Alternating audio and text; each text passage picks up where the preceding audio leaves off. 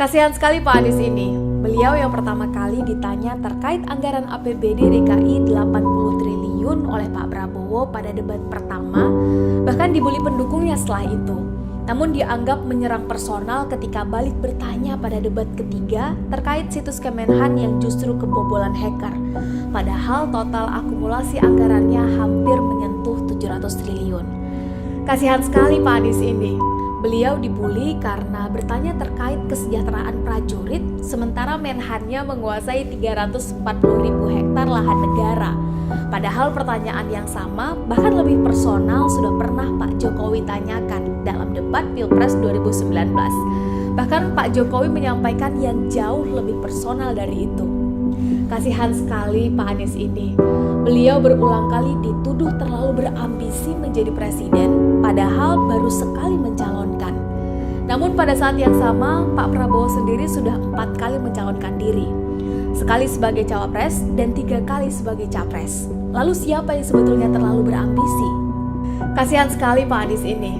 Beliau yang dituduh tidak memiliki etika dan tidak berhak bicara tentang etika.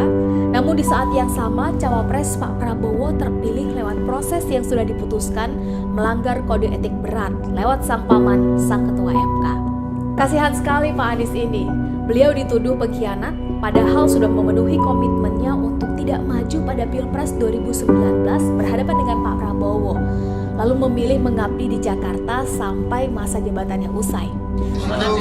Sebetulnya kami minta, tadi beliau mengatakan beliau sudah akan sumpah 5 tahun, beliau harus setia kepada sumpahnya kepada rakyat dan sebagainya, ya kan? Ini yang Anda maksud, Mas Anies? Ya, jadi ketika kita berbicara itu konteksnya 5 tahun kemarin, bahwa saya berkomitmen untuk di Jakarta, saya tidak akan kemudian mengkhianati komitmen saya. Komitmen saya juga Pak Prabowo, bahwa 5 tahun saya akan di Jakarta dan itu saya selesaikan. Padahal dalam kasus lain, Pak Prabowo juga dianggap mengkhianati janjinya untuk timbul tenggelam bersama rakyat yang memilihnya. Namun tiba-tiba masuk kekuasaan begitu saja, seolah lupa dengan janjinya.